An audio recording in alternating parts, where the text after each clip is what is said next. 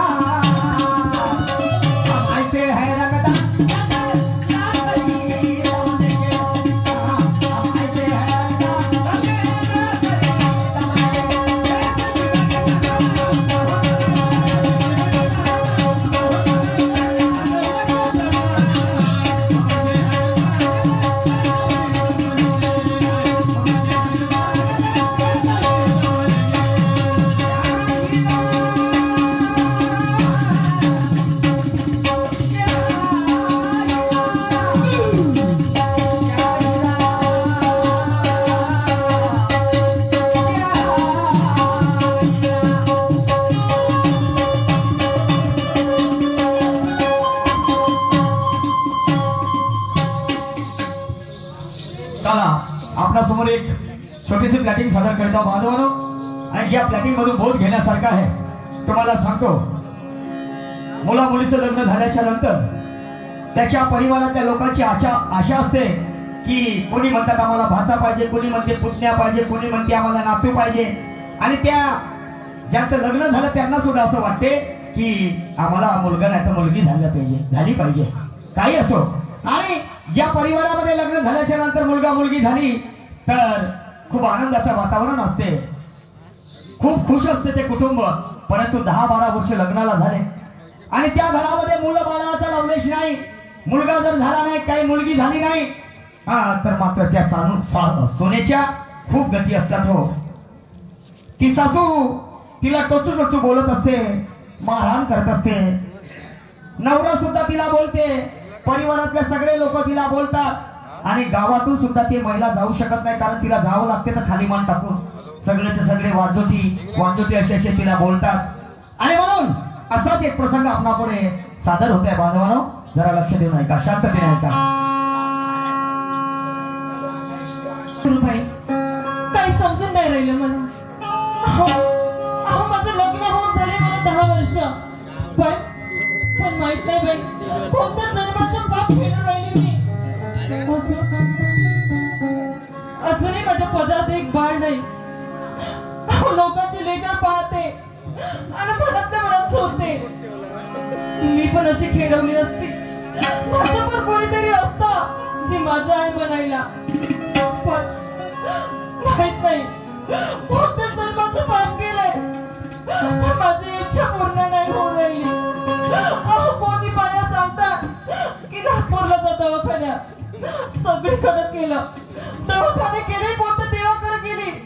अहो नाही नाही म्हणता म्हणता या देवाकडे जाते, याला नारळ फोडते. त्या देवाकडे जाते, त्याला उदबत्त्या फोडते. पण माझ्याकडे माघार घेतला देवानं. काय करू, कोणाला सांगू आपलं दुःख. हा गावात जगणं मुश्किल झालं माझं. अहो पाणी भरायला जाते त्या विहिरीवर बाया मला वाजवती वाजवती म्हणून हिणवता. माझी सासू मला वाजवती वाजवती म्हणून बोलवते. नवऱ्यानं पण तोंड फिरवलं. मग मला कोणाचा आसरा आहे. फक्त आणि फक्त त्या देवाचा. आज पुन्हा त्या देवासमोर आपलं पदर पसरते, त्याच्या समोर आपलं दुःख मांडते. देवा परमेश्वरा, रोजप्रमाणे आज तरी माझी हाक आहे. नाही एकात तर एक तरी पाड तरी माझ्या पदरात.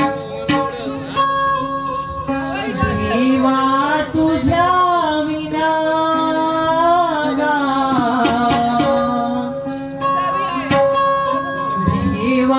तुझ्या विना सांगू मी दुःख कोणा. देवा तुझ्या विना सांगू मी दुःख कोणा.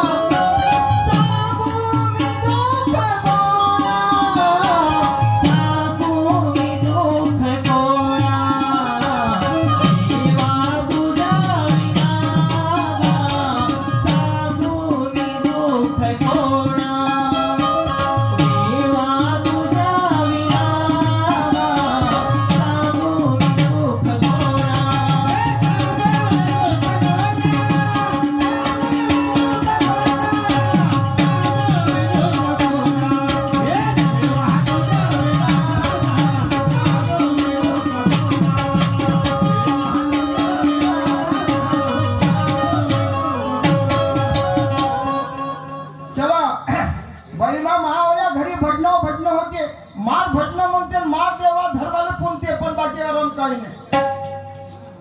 15 वर्षे झाले माझ्या लग्नाला, मला अजूनही पुत्र फट काही झालं नाही. त्या बहीण कोटची त्या बहीण एक कोंबडी मागितली तर का त्यांच्या माय बहीण मा त्या बहीण काय काय करतो पण हिने होऊन करायला काही. दुसरी बायको करायला गेलो तर अशी बायको भेटणार नाही. आणि अगर त्या बहीण अगर नाही केली आणि नाही केली कधी हिने काही झालं तर माय माय येते ना मा गमेलेली त्या बहीण बुड बसवते. कसा कसा करण म्हणतो आता त्या माय बहीण. करिश्मा, हा करिश्मा बापा बहीणला कोणी गेली रे. काय झालं व कशाला दिलं मला. तू का भडण्यात कुठून बघशील का. काय करू काय करू कोणाला आपलं दुःख सांगू मी? काय ते दुःख त्या पैसा कुठं कोणती असतो का त्या बहिणा कोणत्या नलिया बुजून ऐकली आता का झाली म्हणजे आता ह्या दुनियाप्रमाणे तुम्ही माझ्यावर बोट ठेवायला लागला. अहो मला पुत्र नाही होत याच्यात माझी गलती आहे का? मग तुला पुत्र फळणं होतं मग ते तर मी करू का मुली ती झाली असते तर तुझी काय मला होती का मग काय करू? तुमच्या समोर सारे दवाखाने फिरले नाही तर देवाकडे गेले सगळं केलं पण काही फायदा नाही. आता काय करू? एक काम करा. या मुलाच्या साठी न झाला रे कधीवाय माझ्या यावर